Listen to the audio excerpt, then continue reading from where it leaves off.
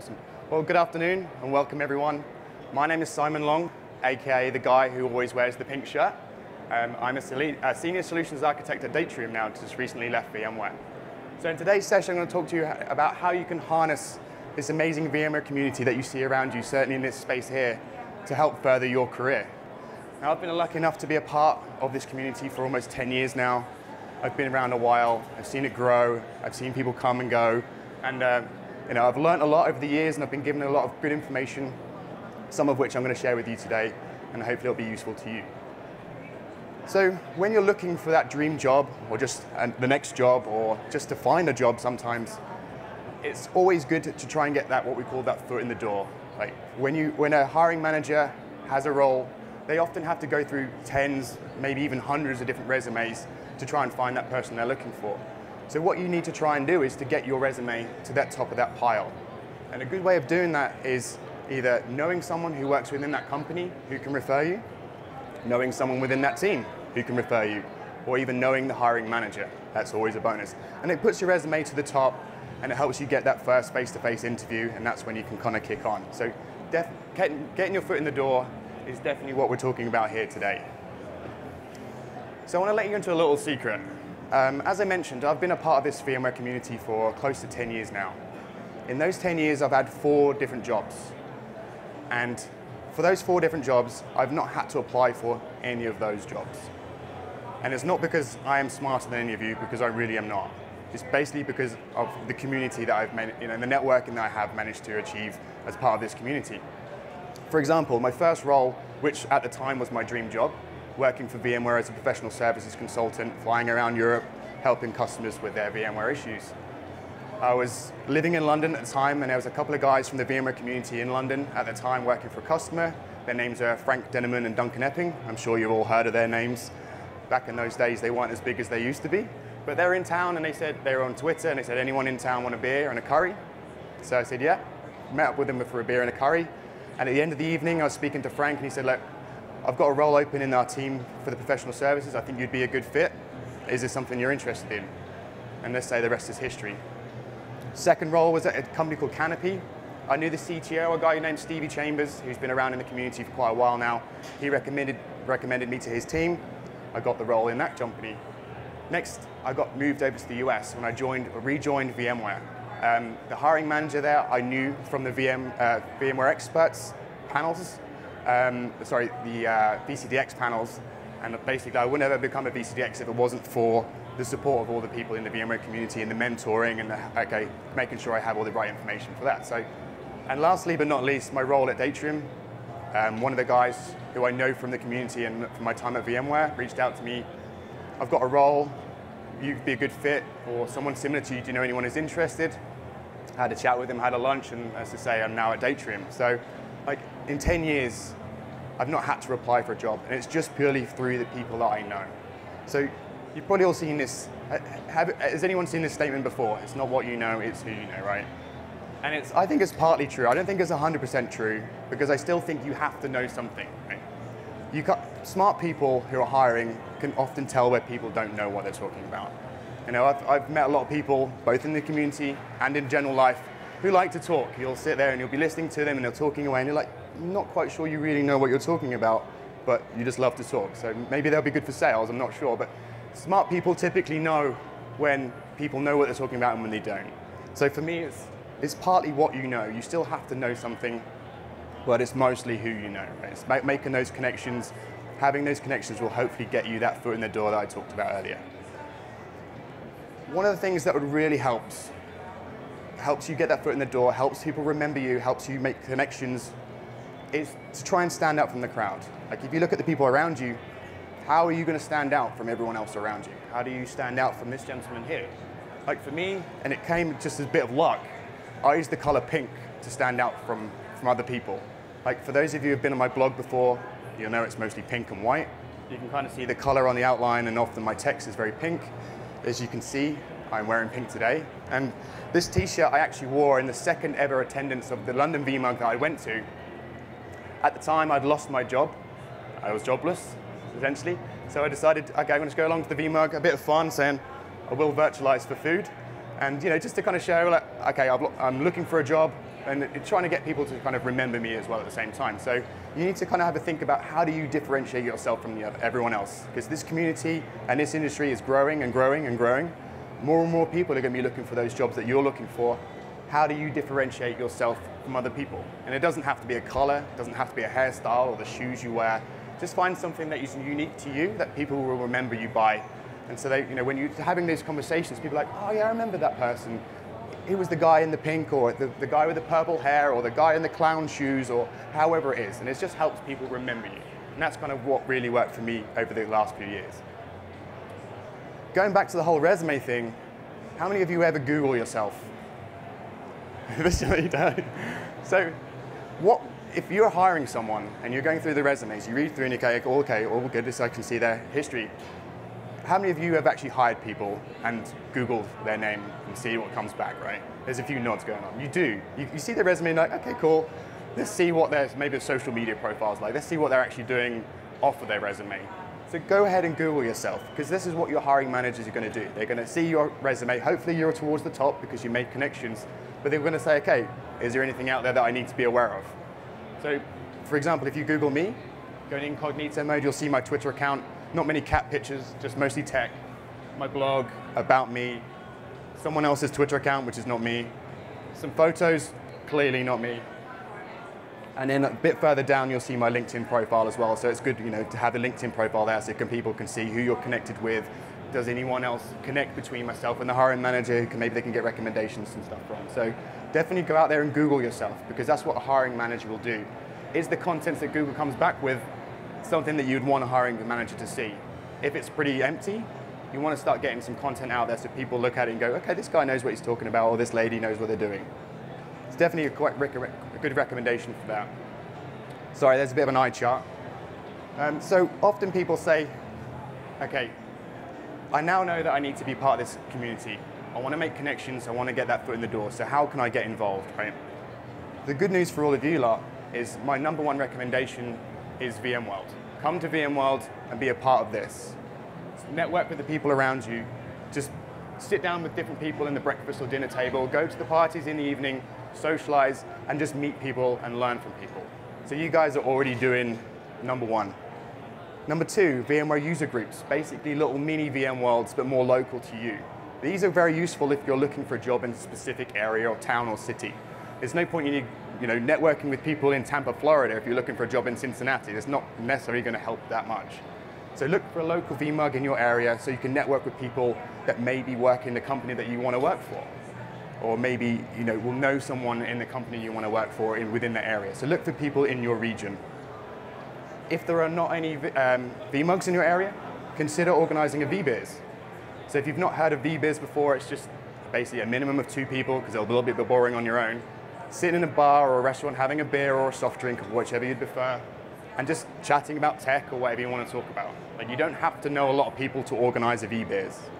Like, when I was a consultant, I was flying around a lot. I was in south of England in a small town called Bournemouth. Those of you who've ever heard of it before, you realize there's not much to do in the evenings. So I decided to just, okay, I'll see if anyone's around and wants to go for a VBiz. 2 people responded. Didn't really know them, but we met up the next night, and we're still in communication today. We just sat down, had a beer, talked about what we were working on, what we're doing, what technologies we're using. And it was just a nice way to kind of pass some time and make some connections. So even if you don't know a lot of people, you can kind of start off pretty small, and it'll start to build your connections. I found this when I was Googling VBiz. The Dutch definitely like to drink, right? They certainly do say that. At least 1 beer in the Netherlands, for sure. But please drink responsibly when you go to a VBiz. vBrisket is another one. Basically, anything that you can consume, there is pretty much some sort of event going on. There's like vRamen, there's vCoffees, there's vBourbons, there's so many of them out there, it's too many to list. So just go on Google, see what other people are doing, and just kind of join along or organize one yourself. Get some people involved. It's a really good way of meeting people and kind of learning what other people are doing and learning from them. Going online, the MTM community is a great place to start. Great forums there, so if you're trying to learn technologies as well, it's a great place of asking questions or helping people with solutions. If you're helping people fix their problems on the community, they'll very quickly start to remember your name as well. So it's about getting your name out there and helping people remember who you are. So it's a good place to start. Twitter, definitely the social media platform of choice for the VMware community. If you're not on Twitter already, create your account. My first recommendation would be to follow everyone on the vExperts Twitter list. There's over 2,000 people, or even close to 3,000 now. Follow them, listen to what they're saying, follow the people they're following with, have conversations with them, and that will hopefully get you followers as well. And it kind of gets you involved in seeing what other people are doing within the community. If you're a Reddit fan, there's a VMware Reddit page as well. Lots of good content there, lots of community stuff going on. vGamers, anyone heard of vgamers.gg? Okay, a couple, cool. This is pretty new. It's one of the things I helped set up. I'm an online gamer, big PUBG fan. We decided to put together a little Discord community where if you want to game with people from the VMware community, go on the Discord, see if anyone wants to play some PUBG or Street Fighter or WoW or whatever you want to play. It's a good way of kind of meeting people and networking with people with similar likes and who likes online gaming. I mean, who doesn't, right? Of course, vBrownBag. Obviously, you're here at these sessions, but there's also sessions online throughout the year. Listen, learn from other people, and if you feel like you can, contribute, do a session. It's a great way of getting, contributing back is a great way of people knowing who you are and starting to learn your name and kind of making those connections with you. Podcasts, way too many to mention. Just Google virtualization podcast, storage podcast, networking podcast, whatever you're interested in. It's a really good way of learning technology. And the people that generally do the podcasts are also part of this community, and they're very readily available. I passed Britton earlier, who does one of the podcasts. So just Google the podcast, there's loads of them out there. Or just go on Twitter, ask in the community, anyone got any recommendations for good virtualization podcasts? You'll have lots of responses and you'll get lots of good content from there. vTrail map. Have anyone heard of the vTrail map? Okay. This is a very good kind of guide, similar information to what I'm talking to you about now. So definitely recommend it. Go to the Zerto booth and they're available there for you. Lots of good content about how do you get started in this, what are good blogs to follow, etc. Similar to what I'm doing now. Last and not least, blogging. Blogging is the best way to get your content out there. There is no other answer than that. I mean, it's free. The only thing it costs is your time. So definitely highly recommend just get a blog and start putting some content out there. Often what people say to me is, I've got nothing interesting to say. Well, neither has Kim Kardashian or Kanye West. But look how many followers they have on Twitter and Instagram, right? So someone will always be interested in what you talk about. So for me, an example, when I first started blogging, I didn't have a blog. This was back in January 2009. I had some content I wanted to share, and I said to one of the guys in the community, a guy called Jason Bockey, can I use your blog and you post it for me? So basically, he said, yeah, put my content on your blog. So if you have something you want to share and you know someone who has a blog, say, can I guest post? And they're more than happy to do it. But it doesn't have to be tech. I had quite a large set of blog posts about this thing called Operation Pink Shirt. Again, there's the whole pink color thing. It was basically, for me, I used to be, basically I had a fear of public speaking, talking in front of lots of people. And I wanted to get over that fear, and I wanted to be able to present at VMworld. And lots of other people had a similar fear or had been through the similar process that I had been through, and I got a lot of great feedback from that. So just by posting something that's not even technical, but other people are experiencing, it's a great way of getting the conversation going, and people will remember you from that. And lastly, my online and practice exams is what I'm generally known for from my blog. And essentially, I didn't know anything when I created those. I was trying to learn what do I need to know for the VCP4 at the time, went through the blueprints, created some questions to help me remember them, put them online, and everyone seemed to love them. I had thousands, and almost probably hundreds of thousands of people gone through them over the years, VCP4, 5, and 6.5. And I didn't know anything at that point when I was creating these, and that's the thing. You don't have to be an expert to blog. You can just, okay, find something you're interested in, want to learn more about it. Once you learn, blog it so other people can read it and learn from you. And it's a good way of learning and sharing. So 4 steps to awesomeness. What we're going to do is we're going to start off by lurking, and you guys are kind of doing that now. You're learning, you're kind of figuring this out. Where do I find all this information? What do I need to do? Nextly, we're going to start to interact with people. We're going to start going to the parties tonight. They're all available. And thanks to Ariel, he came up with these 4 steps of awesomeness, and I stole them from him. So thanks, man. I appreciate that. So interact. Go to a VBiz. Go to a VMUG. Just kind of be a part of the community and start to communicate with people. It's a great way of being involved. Start to contribute once you feel more comfortable. The more you contribute, the more people are going to remember who you are. Okay. And once you're happy with it, and you feel that you can start to, people asking the questions that you were asking maybe a few years ago, start to give back. And that's essentially what I'm doing right now is I've learned a lot over the years. I want to give that back. So become a mentor, help people figure out, okay, how do I get to the next step? What can I use to make this different or better for me? So start to mentor as well. So quick recap, because I'm literally running out of time. To get that foot in the door, it's great to have connections with people within that business that you're trying to get in. So create that network, start talking to people, make people remember you, get your name out there essentially. Remember, it's partly what you know, so you still need to know something, but definitely, if you don't really know lots about things and you want to talk to people, just ask great questions. People love and notice people who ask smart questions. So even if you don't know anything, you're still good there. Stand out from the crowd, pink, whatever you want to do, however you want to do it, try and be a little bit different from everyone else. Google yourself because you don't want things to be on there that you don't necessarily want people to see. Remember, everyone has something interesting to say. Even if you don't think it's interesting, someone will. There you go, proof of case there. Remember, lurk, interact, contribute, and become a mentor. And that's all. I hope that was useful. I'll be around for some questions at the end, just over in the community area. But yeah, thank you for your time. I appreciate it.